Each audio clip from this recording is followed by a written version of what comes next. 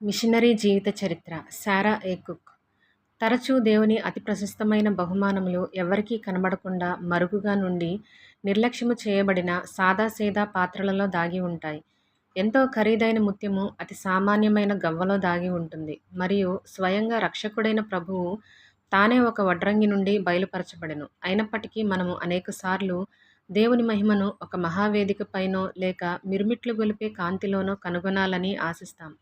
Aunty కుక్గా ప్రసిద్ధి చెందిన Sarah cook ప్రభువు యొక్క ముత్యములలో ఒకరు. ఆమె పరిచర్య ప్రధానంగా ఎడతెగని విజ్ఞాపనయై ఉండినది. బలహీనురాలైనప్పటికీ ఆంటీ కుక్ తన ప్రార్థనా శక్తితో దేవునితోనూ మనుషులతోనూ పోరాడి గెలిచినది. ఆమె పరిచర్య అల్పమైనప్పటికీ అది గౌరవప్రద స్థానాలలో నుండి ప్రసిద్ధిగాంచిన అనేకులను ప్రభావితం చేసింది. ఆమె Samuel Brengle, G Campbell Morgan, BT. Roberts, John Wesley Redfield, SB. Shaw మరియు డ్వైట్ లైమన్ మూడీ మొదలైన అనేకుల జీవితాలను స్పృశించినది. వీరేగాక ఇంకా అనేకులు ఈ చిన్న ప్రార్థనాపరురాలి ద్వారా ప్రభావితులైరి. శారా కుక్ నిజమైన ప్రార్థన అనగా ఆత్మలో పట్టుదలతో ఆసక్తితో పోరాడుటయే అని గుర్తించినది. నిజమైన ప్రార్థనలో గడిపిన ప్రతి క్షణం పరిశుద్ధాత్ముని అగ్నిచేత నూతనపరచబడుటకు దోహదపడుతుందని ఎంచినది. దేవుని ఉజ్జీవపు ఉద్యమానికి ఎప్పుడూ తన ప్రార్థనాయుధముతో వెన్నుదన్నుగా ఉండుటకు సిద్ధపడి ఉండినది. ఆమె స్వీయ చరిత్ర అంతయు తన ప్రార్థనా పరిచర్యను గూర్చిన అద్భుత ఉదాహరణలతో నిండియుండినది. ఆమె ఇలా వ్రాసింది: రాస్ అనే స్థలములో ఈ పని గొప్ప శక్తితో పెల్లుబికినది. దేవుని కరుణామేఘము బ్రద్దలైనట్లనిపించింది. అనేక మైళ్ళ దూరము కొలది ఆ కనికర జల్లులు ప్రజలపై కురిసినవి. వారు కూడికలో లేకపోయినప్పటికీ దాదాపు 15 మైళ్ళ దూరం ప్రజలు ఒప్పుదలకు నడిపించబడ్డారు. మేము ఓ ప్రదేశమునకు వెళ్ళినప్పుడు అక్కడి వారు దంపుడు యంత్రమును ఆపుచేసి ప్రార్థనా కూడికకై సమకూడారు. కొద్దిగా ముందుకు వెళ్ళగా కోతకోయువారు తమ పని మానివేసి ప్రార్థనకై మోకాళ్ళూనిరి. ఇలా కొన్ని రోజుల పాటు సాగే ఎడతెగని ఈ ప్రార్థనల్లో సజీవ గానములతో కూడిన మంట రగిల్చే సందేశములు, సాక్ష్యములు ఉండేవి. మేమెప్పుడూ యాదృచ్ఛికమైన నిర్జీవ కూడికలు కలిగియుండలేదు. దేవుని పరిశుద్ధాత్మ ప్రతి కూడికలోనూ మాపై జీవమును ప్రభావమును కుమ్మరించాడు.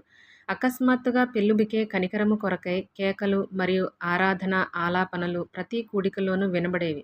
ఆంటీ కుక్ యొక్క ప్రార్థనా పరిచర్య ప్రతిఫలాన్ని గూర్చిన ఓ కథలో ప్రసిద్ధి చెందిన డి.ఎల్. మూడీ కూడా ఉన్నారు. సువార్తికుడైన మూడీని కలుసుకొనుటకు గూర్చి ఆంటీ ఇలా వివరించారు: మూడీ గారు ఎంతో ఆసక్తిగల పూర్ణాత్మ పరిచారకుడు. అయితే నాకు అతని మాటల్లో ఏదో కొదువగా ఉండినట్లు అనిపించింది. అది ఎక్కువ ఆత్మీయముగా కంటే మానవీయముగాను, భౌతిక శక్తితోనూ కూడినదిగాను మరియు అతని వ్యక్తిత్వపు శక్తితో కూడినదిగా అనిపించినది.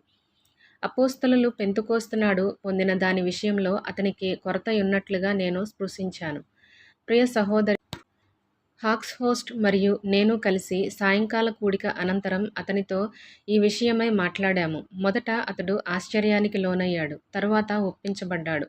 అతడు శుక్రవారం మధ్యాహ్నం ప్రార్థనలో తనతో కలిసి ప్రార్థించాలని కోరాడు. ప్రతి కూడికలో సంపూర్ణ ఆత్మ నింపుదల కొరకై అతని ఆసక్తి అధికమగుచుండెను.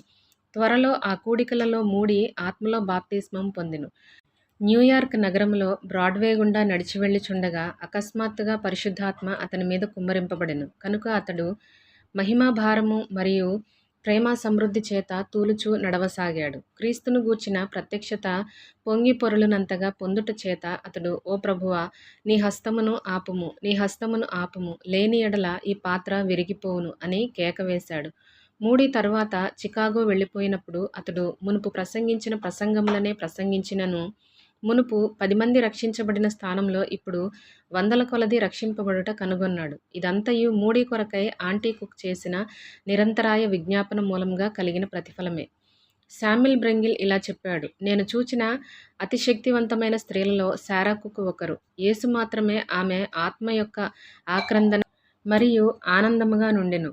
క్రీస్తు యొక్క గొప్ప రక్షణను గూర్చి పరిశుద్ధునితో లేక పాపితో పంచుకొనుటకు కలిగే ఏ ఒక్క అవకాశమును చేజార్చుకొనలేదు. డాక్టర్ క్యాంప్బెల్ ఒకసారి ఒక వీధి కారులోని సీటులో ఒంటరిగా కూర్చుండి ఉన్న వ్యక్తిని చూశాడు. వెంటనే అతని ఆత్మ రక్షణను గూర్చి అతనితో మాట్లాడుటకు ప్రేరేపించబడినాడు. అయితే అతడు ధైర్యము కూడగట్టుకొనలేకపోయాడు. చివరికి అతడు లోనికి పోయి సీటులో కూర్చోబోగా అప్పటికే అతనితో ఆసక్తిగా మాటలాడుచున్న ఓ స్త్రీ చేత ఆక్రమించబడియుండుట కనుగొన్నాడు. ఆ స్త్రీ శారా కుక్ తప్ప మరెవ్వరూ కాదు. క్రైస్తవులలోని ప్రార్థనాహీనత చేత ఆంటీ కుక్ యొక్క హృదయము పలుమార్లు కృంగిపోయినది. సంఘములో ప్రార్థన ఎలాగు నిర్లక్ష్యము చేయబడినదో ఆమె ఇలా వివరించింది. నేను ఇల్లినాయిస్‌లో 20 కంటే ఎక్కువ మంది బోధకులు ఉండిన ఒక కూడికలో ఉండగా, అక్కడ ప్రతిదినము 6 గంటలకు ప్రార్థనా కూడిక జరిగినది. ఆ 3 ఉదయ ప్రార్థనా కూడికలలోనూ ఆ 20 మందిలో ఒక్క బోధకుడు కూడా హాజరు కాలేదు. నా ఆత్మ నాలో చెలించిపోయినది. వారు కూడినట్లయితే ఆ దినమంతా అక్కడ చేరే ప్రజలకు ఇచ్చుటకై దేవుని ఆశీర్వాదములు పొందియుండేవారు కదా! ప్రియ సువార్తికుడా మేలుకో అను ఆమె పిలుపునకు ఇప్పుడైనా మనము మేల్కొనాలి. మీరు అడగనందు చేతనే మీరు ఏమియూ పొందరు. యాకోబు పత్రిక 4వ అధ్యాయం 2వ వచనం.